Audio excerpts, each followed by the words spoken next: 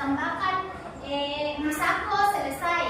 Kalau Ronald caranya memasaknya nasi goreng, dia nasinya dulu nak kasih naik pakai minyak nih.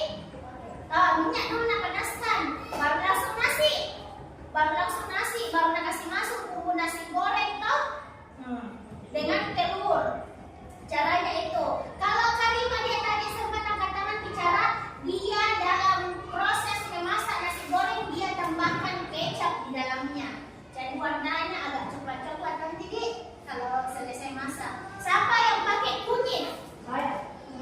Pakai kecap nih, pakai kunyit nih. Ibu juga sering masak nasi goreng. Kalau ibu masak nasi goreng, dia pakai bumbu itu, pakai kecap kunyit, pakai kecap sedikit. Itu adalah proses membuat nasi goreng. Ada nasi goreng yang mau dicapai, ada bumbu-bumbunya. Jangan dikasih masuk kayak cabai merah, cabai apa yang tidak penting, yang mau makan tidak usah dikasih masuk, toh? Yang sukanya saja kasih masuk. Terus hasilnya itu adalah jadilah nasi goreng. Apa yang kalian ceritakan pada hari ini ada kesamaan dengan pembelajaran kita hari ini, yaitu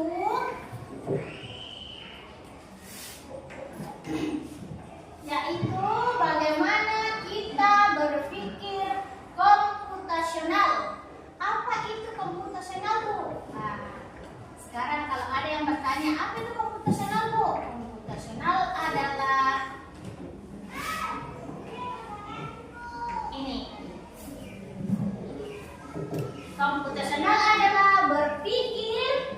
Komputasional adalah cara cerdas memecahkan masalah seperti komputer. Siapa yang pernah lihat komputer? Ya. Siapa yang pernah lihat laptop? Ya. Siapa yang pernah lihat Chromebook? Saya. Itu adalah semua cara cerdas memecahkan masalah seperti komputer, bukan komputer, seperti komputer. Bagaimana komputer, laptop, Chromebook bisa memecahkan masalah toh? Siapa yang pernah buka YouTube di komputer atau di laptop atau di HP tak? Pernah semua toh? Pernah. Lagu Indonesia Raya langsung muncul banyak lagu Indonesia Raya versi berbeda-beda. Itu contohnya berpikir komputasional. Ada dikasih masukkan di data, terus nak proses, terus keluar hasilnya. Itu caranya. Sekarang berpikir komputasional adalah bukan berarti kita harus menjadi robot atau berpikir menggunakan kode-kode rumit. Namun berpikir komputasional adalah suatu metode atau cara berpikir yang memecahkan masalah rumit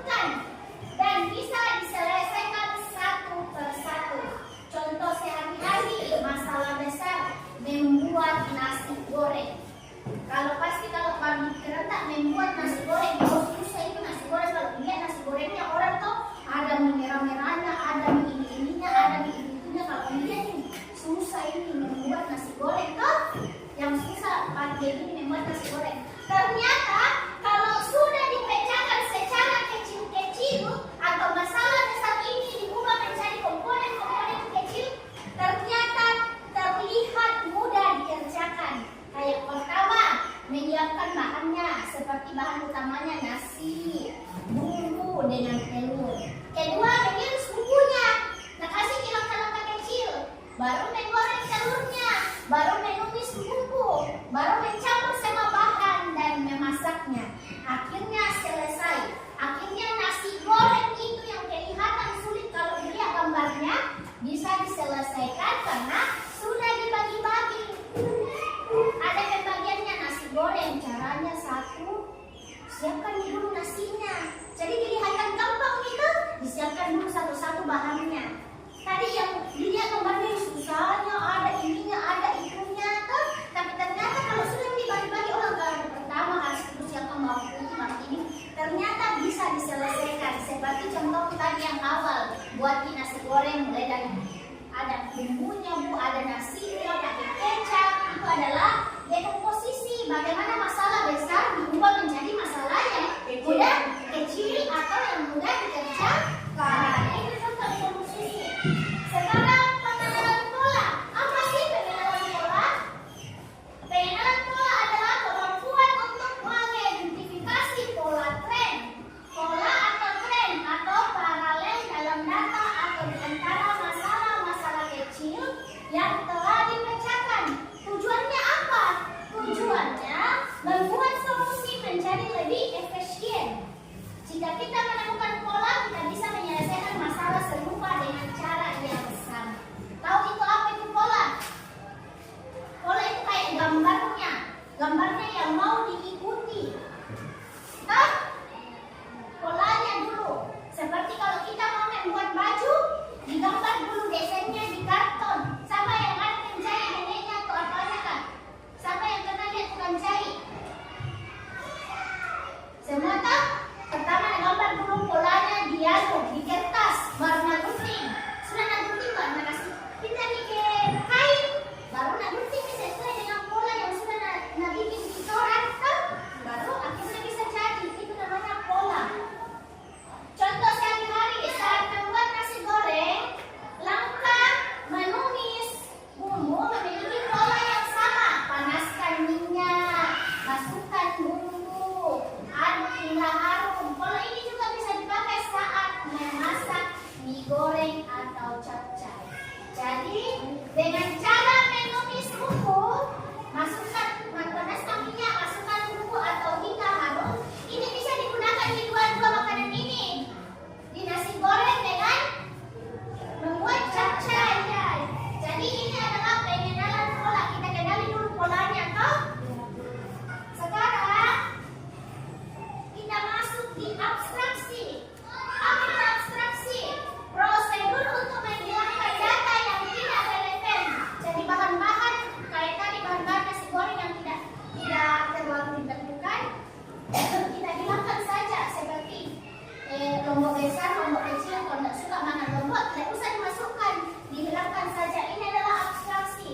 Prosedur untuk menghilangkan data yang tidak relevan atau berlebihan dan berkonsentrasi secara eksklusif pada fakta-fakta yang paling krusial atau yang paling penting, agar kita tidak bingung dengan informasi yang terlalu banyak dan bisa fokus pada inti masalah. Contoh sehari-hari saat mengendarai sepeda. Siapa yang biasa di sini naik sepeda? Jasmine biasa naik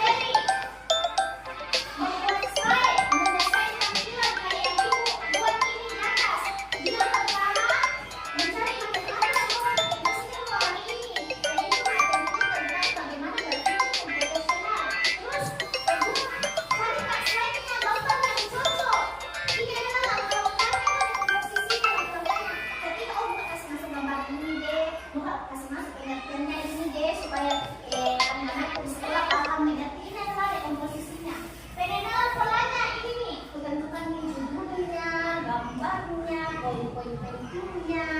Kan?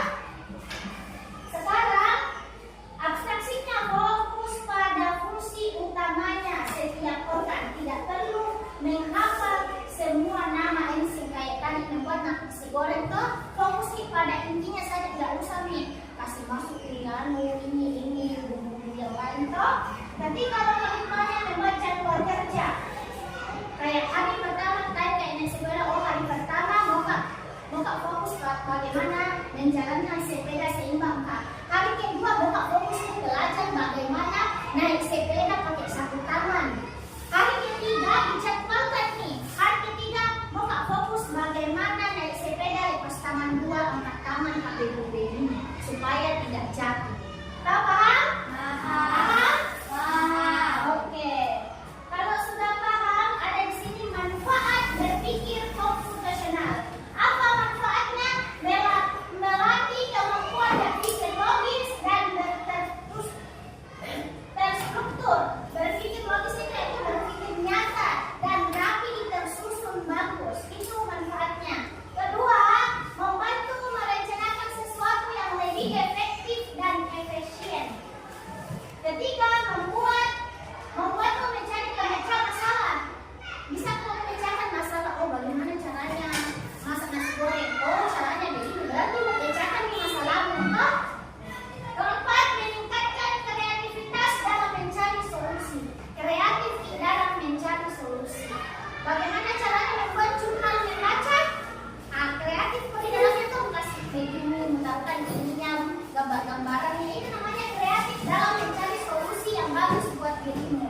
Keempat, mencari fondasi yang penting jika kamu tertarik pada bidang sains, teknologi, teknik, dan matematika di masa depan. Itu fungsinya. Jadi penting sekali anak-anakku, kita belajar bagaimana manfaat berpikir komputasional.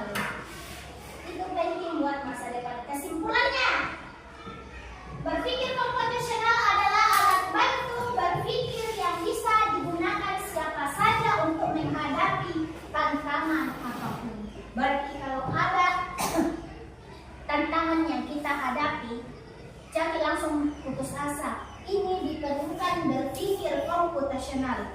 Bagaimana kita berpikir menyelesaikan masalah. Kan? Bagaimana caranya naik ke gunung kalau banyak batu-batunya? Jangan langsung tidak mau naik di gunung deh, temani nenekku. Tidak mau naik di atas bantu nenekku, ambil lalu banyak batu-batunya. Harus kok bagaimana caraku supaya naik ke atas tidak sakit kakiku kalau injak batunya. Bagaimana? Pakai sandal. Kedua, pakai sepatu. Kan? Harus kita berpikir yang langsung berpikir, namanya berpikir komputasional. Bagaimana kita memecahkan masalah dengan cara nyata atau logis. Bagaimana cara aku ambil itu kelapa, tapi tidak terlalu tinggi sini kelapa, tapi tinggi-tinggi. Nah, aku tak pencet. Bagaimana caranya? Dikodong. Dikodong. Kedua apa? Pakai pakai tangga. Jadi kita bisa memecahkan masalah kita sendiri. Itu caranya berpikir komputasional. Ingat, ada 4 pilarnya. Yang pertama apa? Kedua, ketiga,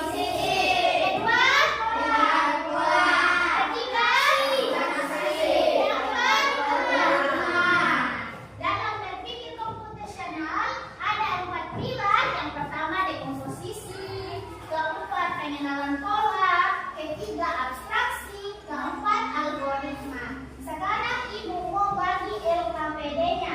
Semuanya buat kelompok. Ini satu kelompok, ini satu kelompok, ini satu kelompok. Berarti ada 3 kelompok. Kalian lagi ke sana. Ambil komposisi di sini kok. Tidak. Ambil komposisi sana. Yang lainnya berhadapan.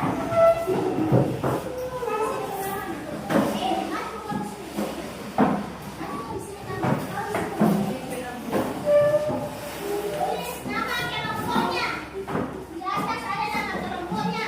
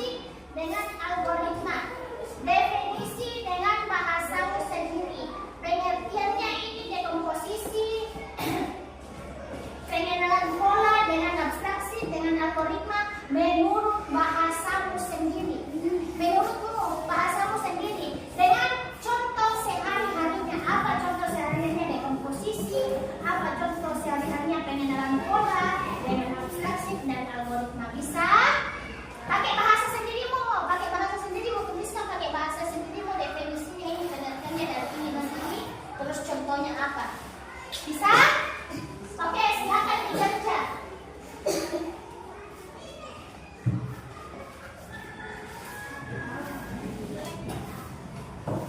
Silakan dikerja sesuai dengan bahasamu sendiri-sendiri.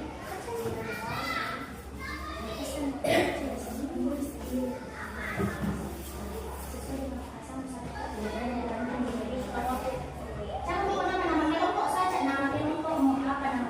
Biar nih tulis namanya semua. Apa saya bilang di komposisi? Menurutmu apa kelihatannya di komposisi komposisi? Menurutmu apa kelihatannya pola? Menurutmu tadi yang sudah ibu jelaskan.